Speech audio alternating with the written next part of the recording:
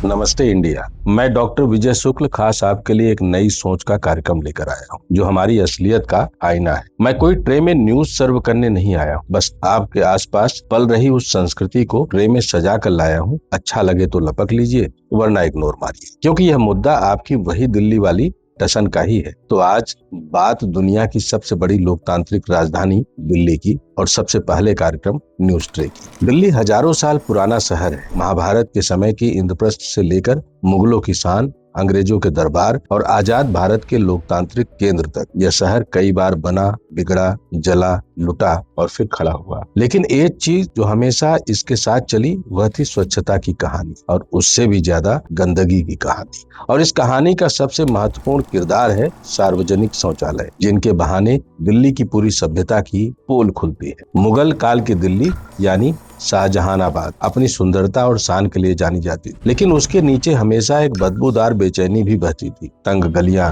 घनी आबादी, नालों की गंदगी और ड्रेनों का जाल। तब भी सफाई शहर की सबसे बड़ी चुनौती थी। नालियां खुली रहती थी, बदबू हवा में घुली रहती थी और आम लोग नदी किनारे खुले में शौच करना सामान्य समझते थे। स्वास्थ्य कोई नीति नहीं था, सफाई कोई सरकार की जिम्मेदारी नहीं। गंदगी और बीमारी मुगल काल की दिल्ली की रोजमर्रा की तस्वीर, चाहे महल कितने भी खूबसूरत क्यों ना हो जाए। फिर आए अंग्रेज, जिन्होंने दिल्ली पर कब्जा किया और नई दिल्ली बसाई। चौड़ी सड़कों, बंगलों, सरकारी दफ्तरों और योजनाबद्ध कॉलोनियों के साथ एक साफ और आधुनिक शहर का सपना दिखाया गया। लेकिन यह सपना सिर्फ अंग्रेज अफसरों और लुटियंस जोन के लिए था। पुरानी दिल्ली में वही पुरानी गलियां, वही खुले नाले, वही भीड़ और वही बदबू कायम रही। अंग्रेजों ने शहर की सफाई पर बहुत कम ध्यान दिया, क्योंकि उनका मकसद दिल्ली को शहर बनाना नहीं, शासन करना था। सार्वजनिक शौचालयों की व्यवस्था भी सीमित थी, जो थे वे बदहाल और उपेक्षित। कूड़ा उठाने का कोई वैज्ञानिक सिस्टम नहीं था। इस तरह दिल्ली एक दो चेहरे वाला शहर बन गई, एक आधुनिक और एक सड़ती हुई।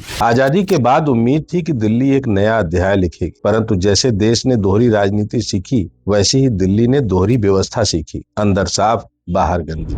सरकारी कॉलोनियों में शौचालय बने, नई दिल्ली में सुंदर टॉयलेट तैयार किए गए, लेकिन घनी आबादी वाले क्षेत्र, पुरानी दिल्ली, करोल बाग, लाजपत नगर, निजामुद्दीन, ओखला, सराय रोहिला, विकासपुरी, इन सब की सफाई और शौचालय व्यवस्था राजनीति, बजट और जिम्मेदारियों की लड़ाई में हमेशा पीछे रही। फिर शुरू हुआ शहरीकरण। दिल्ली लाखों से करोड़ों की आबादी वाला महानगर बन गया। भीड़, प्रदूषण, कारोबार, बाजार, मॉल सब बढ़ता गया, लेकिन शौचालयों की संख्या और सफाई की व्यवस्था उतनी ही रुकी रही। नतीजा यह हुआ कि शहर की चमक सिर्फ कागज पर रह गई और शौचालय आज भी वही कहानी कहने लगे, बदबू, गंदगी और उपेक्षा की। आज की दिल्ली में शौचालयों की हालत देखते हुए लगता है कि इतिहास बिल्कुल नहीं बदला, सिर्फ पोस्टर बदल गए। अब शहर में जगह जगह स्वच्छ भारत मिशन के बोर्ड चमकते हैं, जिन पर नेता मुस्कुराते हैं, QR कोड चमकते हैं, सफाई के वायदे लिखे और नीचे कीचड़ और पेशाब बहता है। यही दिल्ली की असल कहानी है, ऊपर चमक, नीचे बदबू। अब हम आधुनिक दिल्ली के उन इलाकों में चलते हैं जिनका नाम सुनकर लगता है कि सफाई यहाँ जरूर उत्कृष्ट होगी, परंतु यह सोच भी दिल्ली की ही तरह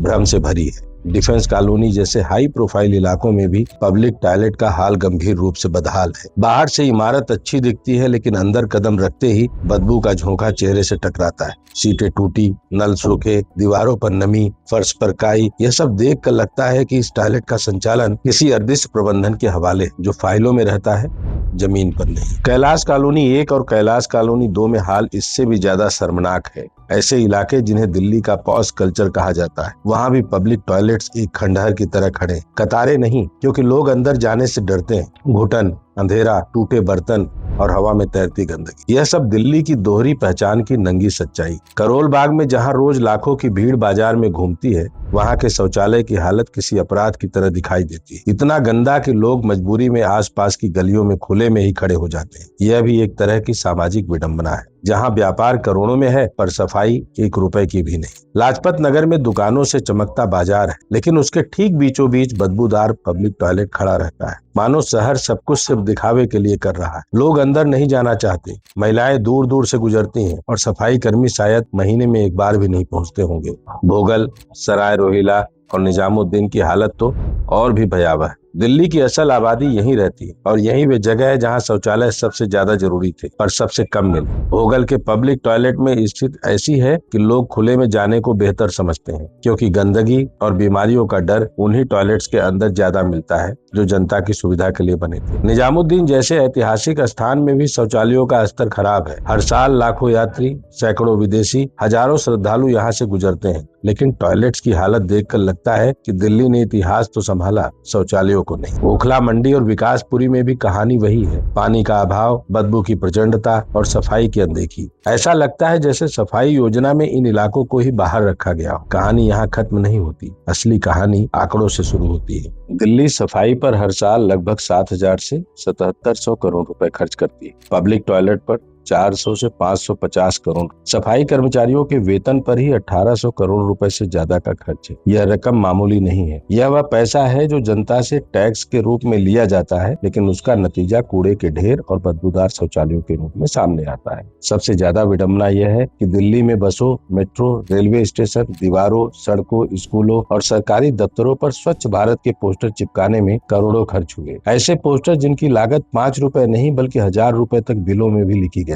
विज्ञापन एजेंसियों, कॉन्ट्रैक्टरों और सफाई के ठेकेदारों की जेबें भरती गई। सफाई की गैंगस्टर अर्थव्यवस्था में हर पोस्टर, हर स्टिकर, हर बोर्ड का एक हिस्सा है। अगर अनुमान निकालें तो दिल्ली में स्वच्छ भारत अभियान में पोस्टर, बैकड्रॉप, पब्लिसिटी, फर्जी झाड़ू वितरण, उद्घाटन समारोहों और अपूर्ण ठेकेदार कार्यों में कम से कम 800 से 1200 करोड़ रुपए सालाना तक ऐसे खर्च होते हैं जिनका जनता को कोई ठोस लाभ नहीं मिलता। यह पैसे का वह हिस्सा है जो न शौचालय साफ करता है, न गली, न नाली, लेकिन कागज पर सफाई के नाम पर खर्च दिखाया जाता है। और यह सिर्फ सरकार की गलती नहीं, यह हमारी संस्कृति की भी समस्या है। यह विडंबना है कि जिसके घर में सफाई भगवान के समान मानी जाती है, वही व्यक्ति सड़क पर पान की पीक थूकने में गर्व महसूस करता है। जिस दीवार पर लिखा होता है यहाँ पेशाब करना मना है, वहीं एक आदमी खड़ा होकर पेशाब कर देता है, जैसे यह उसकी सामाजिक आजादी हो। जहाँ कूड़ादान 10 कदम दूर होता है, वहाँ कचरा सड़क के किनारे फेंक कर लोग खुद को दिल्ली का नागरिक कहलाते। यह शौचालय की कहानी नहीं, यह मानसिकता की कहानी। दिल्ली में घर की सफाई संस्कृति है, पर सड़क की सफाई जिम्मेदारी नहीं। घर में हर कोना चमकाया जाता है, पर बाहर कूड़ा फेंक कर लोग भूल जाते हैं कि शहर भी उनका घर है। आज की दिल्ली के शौचालय मुगलों और अंग्रेजों के जमाने की दिल्ली की याद दिलाते हैं। वही तंग गलियां, वही बदबू, वही उपेक्षा, वही भीड़ और वही व्यवस्था से निराश आम जनता। फर्क सिर्फ इतना है कि तब दिल्ली गुलाम थी, आज आजाद होकर भी गंदगी की गुलामी जी रही है। सदियां बदल गई, सत्ताएं बदल गई, योजनाएं बदल गई, पर दिल्ली के शौचालय और उनकी गंदगी आखिर क्यों नहीं बदली? यह कहानी सिर्फ दिल्ली की नहीं, यह हमारी सोच, हमारी आदत और हमारी उदासीनता की कहानी। और जब तक हम नहीं बदलेंगे,